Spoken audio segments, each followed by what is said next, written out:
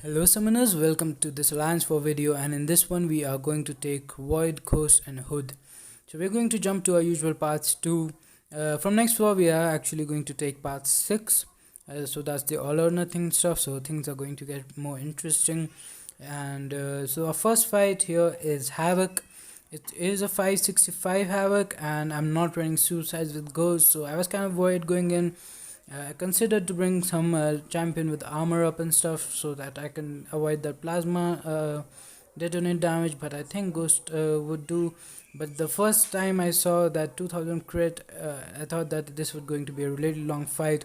He threw the SP1, which is something that you don't want when you're fighting Havoc. Now he's starting to build his plasma on me. I get 2 furies, I'm doing decent damage, convert third fury, go for the SP2 and 50k damage from the first 2 parts of that, and the fight was over. So suicides, no suicides, Ghost is still like solid Alliance for attacker, especially with the Hood synergy. And this is it for the first section of the war. Just one fight, and then we have 3 fights in section 2 and no mini bosses this time. I was kind of considering not posting this, but I decided to do this because I'm kind of posting all of my wars. From next season, I'm going to post like all of my wars, like War 1, War 2, and make a playlist out of it. So anyways, here close encounters. Squirrel Girl, I've never faced her in war before. I've only fought her in when she came out in the monthly event quest, so I got a couple of bleeds here, which actually ended up being a good thing because I converted them into fury and I started doing a lot of damage. So 1 SP2 and the fight is over. So I wasn't familiar with her specials, her animations and stuff, so I was kind of worried going in that one as well, but it ended up being pretty good. And this is another this is a really common placement, Omega Red. Here I was not worried going in, but then as soon as it started, I saw that he has suicide zone, so that means that he will start with death field, so I'm going to take a lot of degeneration damage from that. Plus this node is close encounter, so whenever I'm far away from him I take damage, and when I'm close to him I regenerate a little bit. So my health is going to go up and down for the most of this fight. He uses his SP2, I'm trapped up against the wall. Here I used my SP2 getting the spores down as well. So it was kind of sketchy because I was against the wall. I made the SP1 going to block it just to be extra safe, and the recoil kills him, so that goes well. And now we're going to move to our final fight of the war, which is Captain Marvel movie. So uh, as like many of you might know, I was running suicide till now, like not in this war, but for the last 2 years or something. I was running suicide for the most part and using mostly ghosts and cobbers for everything. So I've had void up at rank 5 for the longest time, but I have never actually used him.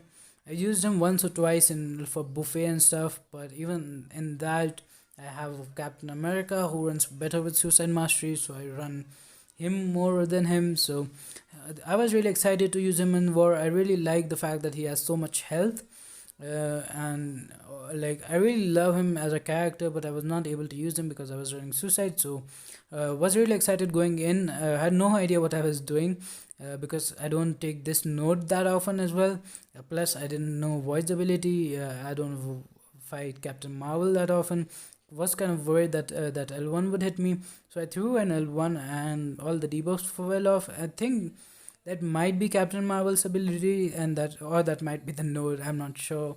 And here that SP1 is kind of sketchy. I get hit by that a lot of like very commonly, and I'm up against the wall, so kind of worried here. Was trying to bait that SP, but then she wasn't throwing it, so I pushed her to her SP2. She threw that, and that is a lot of block damage, but it's fine. Void has a lot of health, and we have close encounters, so we are healing. Also, she puts an armor break on me, so I have willpower, so that is regenerating me as well. And here I'm like not going to risk it. I'm not going to use a special to make my debuffs fall off. So she hit me there, kind of got me, but didn't do that much damage. I don't think her SP1 hits that hard. it clips me all the time. But I'm going to push her. Like I'm doing decent damage here. My debuffs are getting her down a lot. So she's at 10%.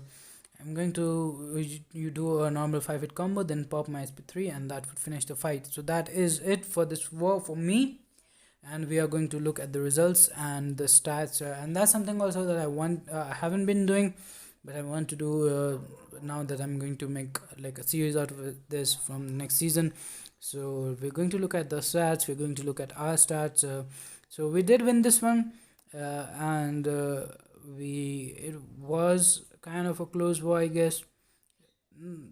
Not that much, not that close. They had the higher diversity. Shout out to all the MVPs, and we were nowhere close. At number 20, it didn't have that many fights, no mini bosses either. So 2 defender kills, 4 attacker kills. So that's pretty much it for this video. Thanks for watching. Have a nice day. Subscribe for more content, and thank you. Stay safe.